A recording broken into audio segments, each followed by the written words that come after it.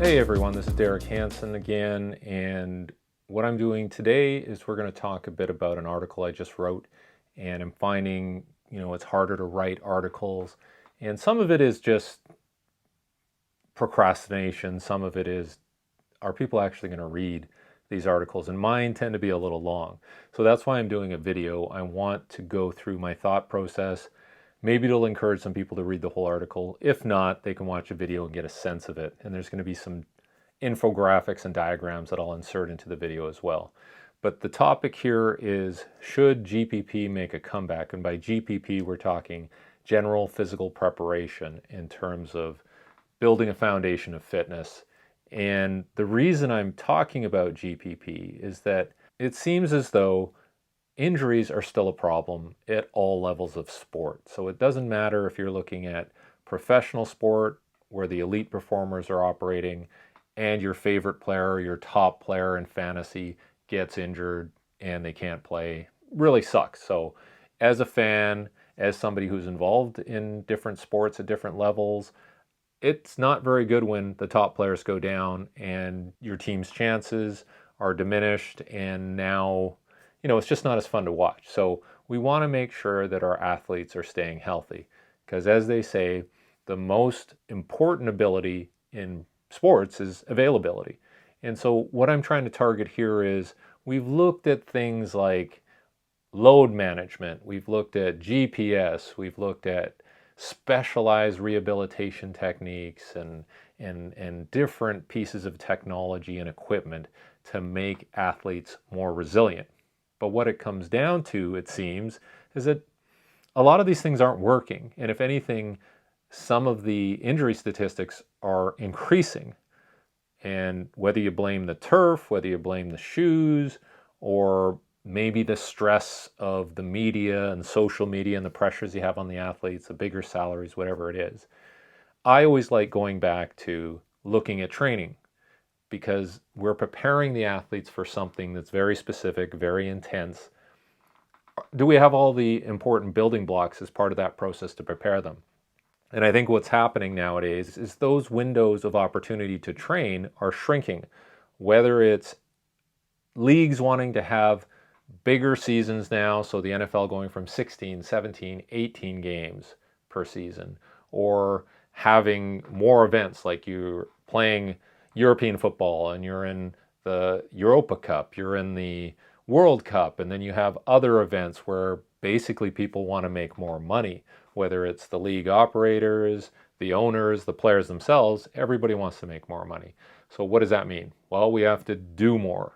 And just like the music industry, where you used to be able to cut an album and sit back, watch it sell, now you got to go on tour. You actually have to put in a lot more effort to make money and cash in on your celebrity and your recent album. So I think that's another problem now, is that we have to play more, we have to compete more, we have to perform more, but there isn't that opportunity to train more and prepare more. So when I talk about looking at GPP, a lot of the time when you look at different protocols to get athletes ready, a lot of it's very specific. And one of the examples I use in the article is, I say people want to blame one thing. Like I said, it's the artificial turf. We have all of these non-contact ACL injuries, and it must be the turf. So we should have all grass fields.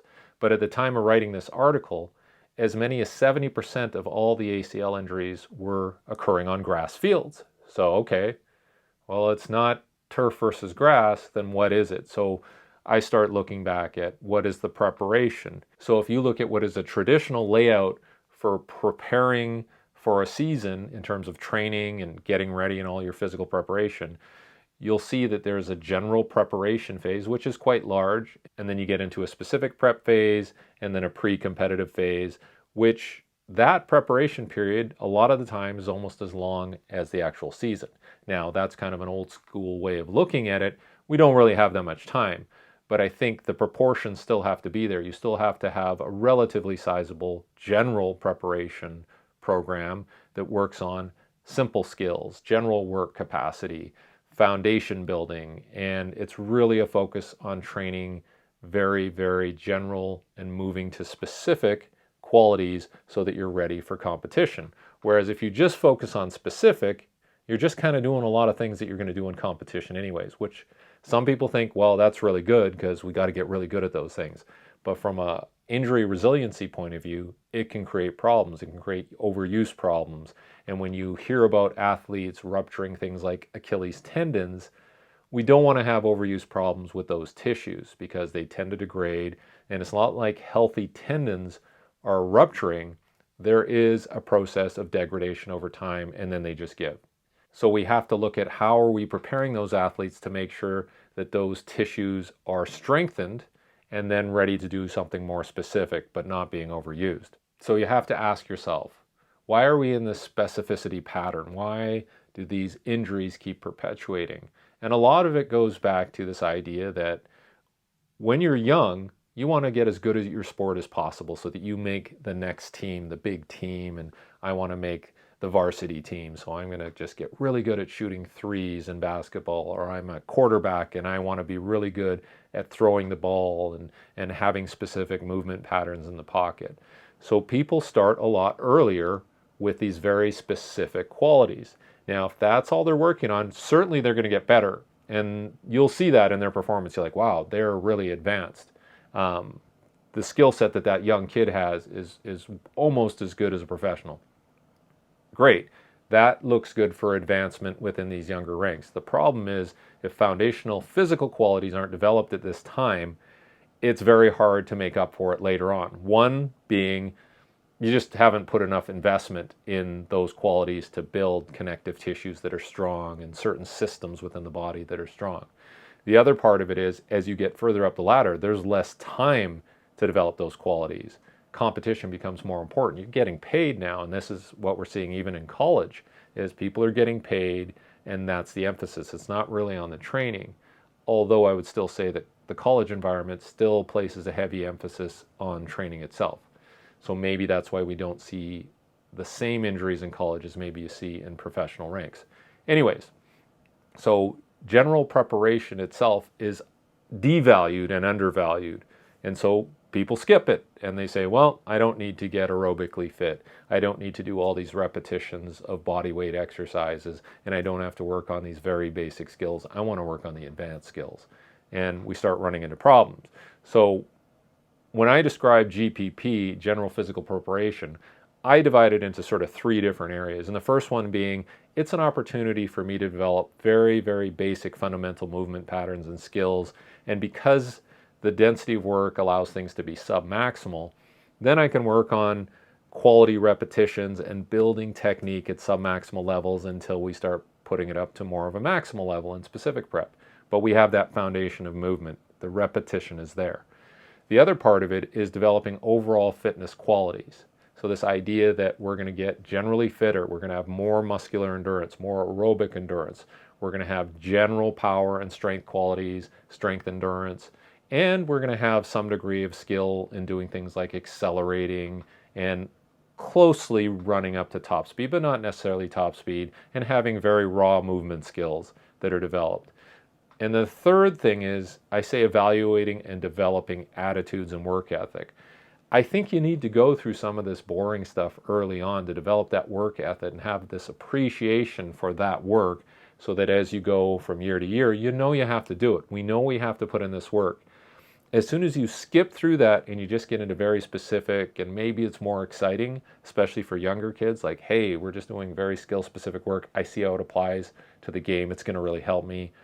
They will start to devalue anything that's not specific. And I think you want to build that in. You want to get them understanding that this very basic and general stuff is still very important for their well-being, particularly over the long term.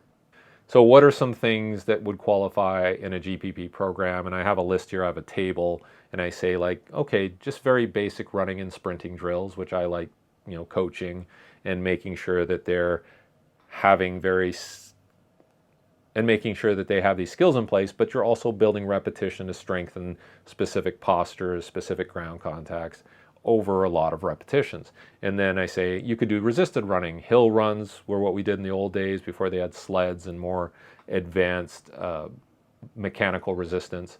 So you can do all sorts of resisted work. And again, it keeps a lot of this work submaximal in that it slows things down so that you can actually work on technique. So if you're going up a hill, you get to think about it and where to put my feet, where to put my hands.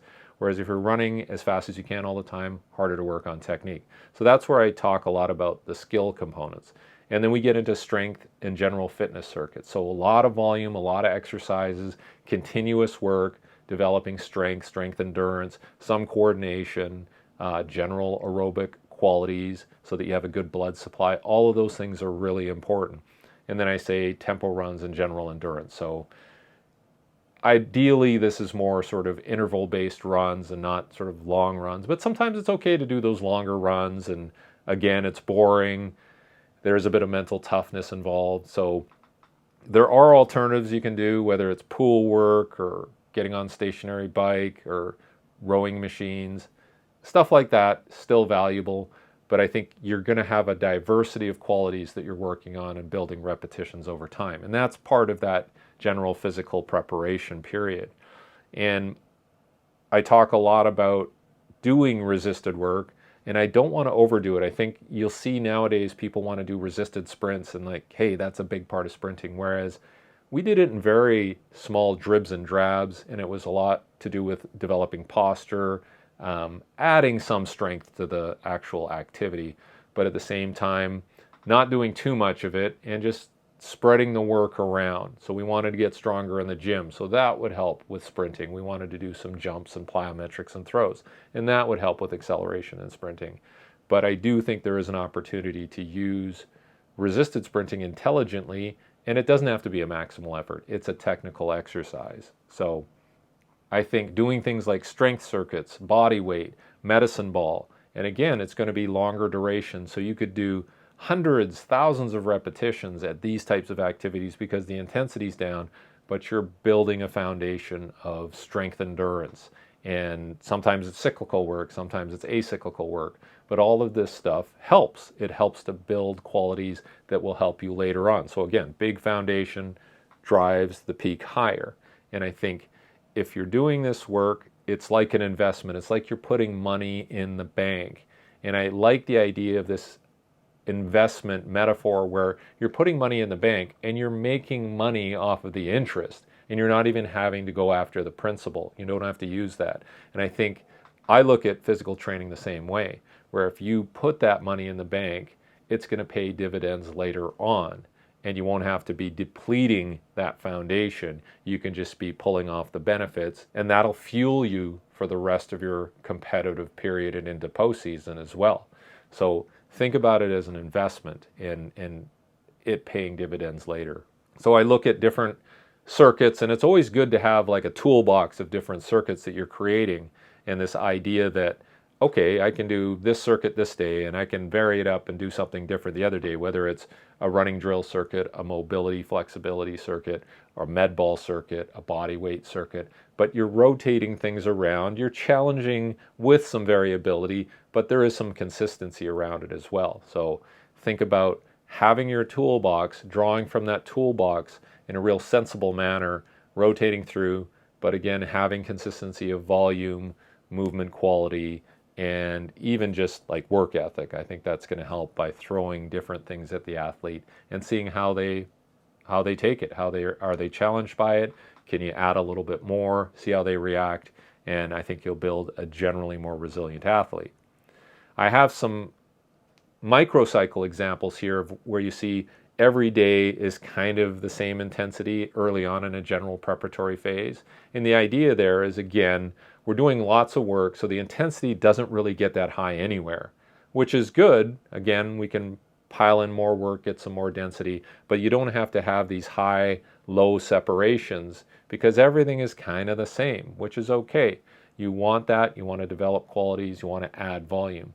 And then when you get into a specific preparation phase, then things start to separate. But a lot of the time, you're going to be working over 4 to 6 weeks, and you're kind of building up qualities over time. There's not this big rush, but you know you have the volume to develop that foundation. And then after that phase, you can dip into the specific prep phase, and then you can think about it as, okay, now we can go after those big rocks. We can run fast, we can jump, we can lift heavy, we can do change of direction and agility. because we have that foundation of strength, endurance, recovery. The aerobic system is helping you recover, and so the tissue quality is better. We're not going to get into a wear and tear vicious cycle. So you can have all your conditioning on one day, then you do your alactic power stuff on the other day, and then back and forth, back and forth. You get this high-low. So that is more of a specific preparation pattern, but we have to build qualities up to get there so that it's safe.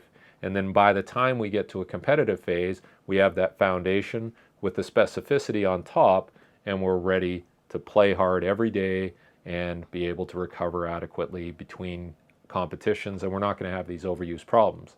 So it is a very, very targeted prevention program, right?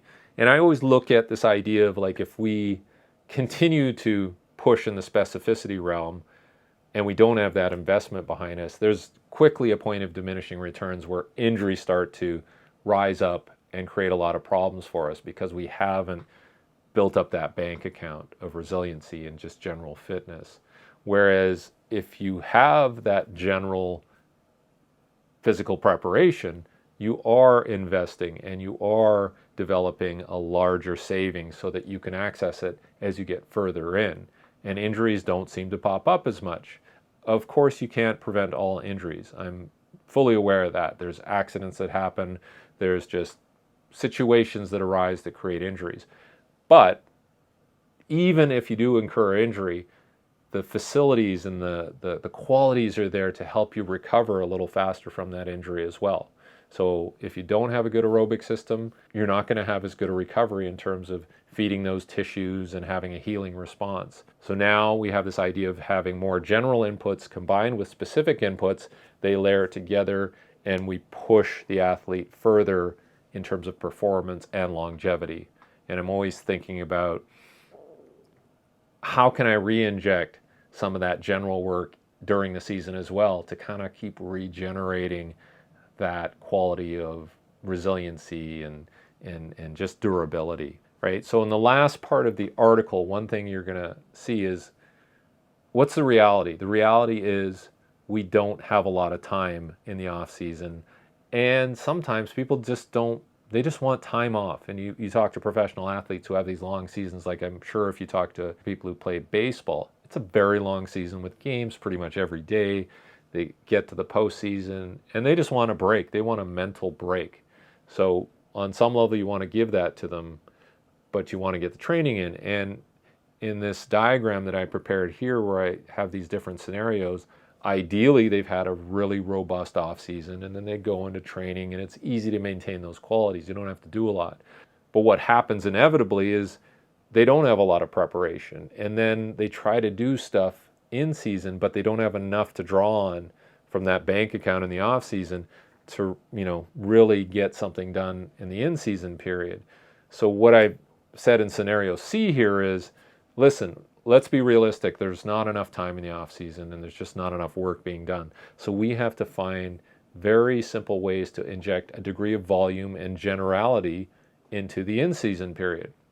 Now that's going to be tough because you have the demands of practice, you have the demands of games, of travel, and how are you going to get some general work in there in relatively high volumes? It's not easy, but I think from an institutional point of view, if you can start to build in a culture around we have to get this work done, and you can subdivide it to some degree. And I make the distinction between microdosing and macrodosing. And I think the microdosing is tough because you just can't get enough volume in. And so you're still going to detrain under those conditions. But if you take a generalized approach and you work on things like very basic strength, very basic aerobic qualities, and you're trying to carve out little spots where athletes can do it, initially it might be a little tough in the initial part of the season, but as they go through, they'll adapt very quickly. And so this idea, if you can macrodose and be very strategic about it, by the time you get to the latter part of the season and into the postseason, everybody's going to be much more robust. They're going to be able to prepare for, the more intense schedule of postseason play, playoffs, and all that. And they're going to be relatively healthy because a lot of the time we do hear that everybody's injured once you get to the postseason. And while that is a reality to some degree, I think there's some things we can do to make sure that's not as prevalent as it is currently.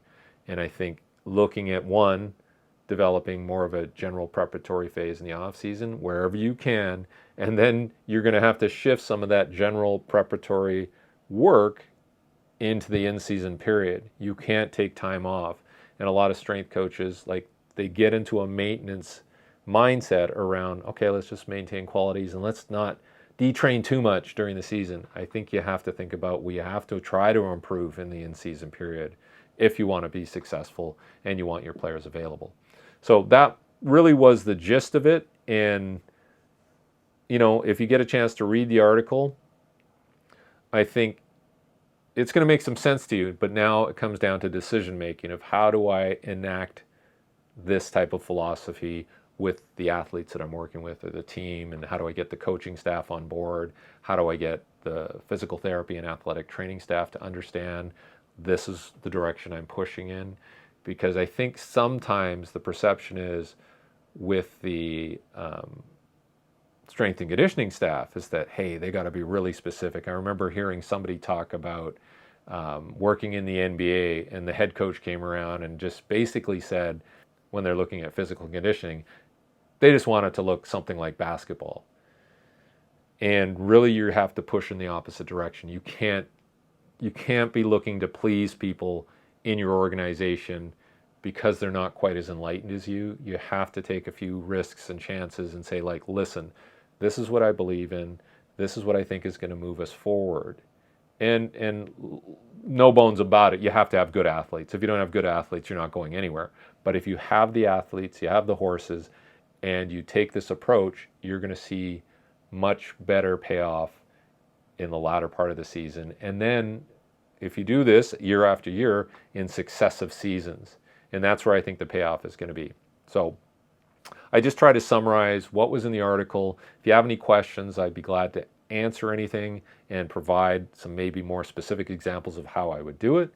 But there's a lot of information in that article. I think it came out to about 15 pages. Hopefully you read it. I tried to provide some graphics in there to really drive some points home. But that's where I'm pushing right now, is obviously I want to work on things like recovery and rehabilitation techniques, but I'm trying to really develop that investment and savings account in general physical preparation so that we can have payoffs later on in the season. So thank you very much.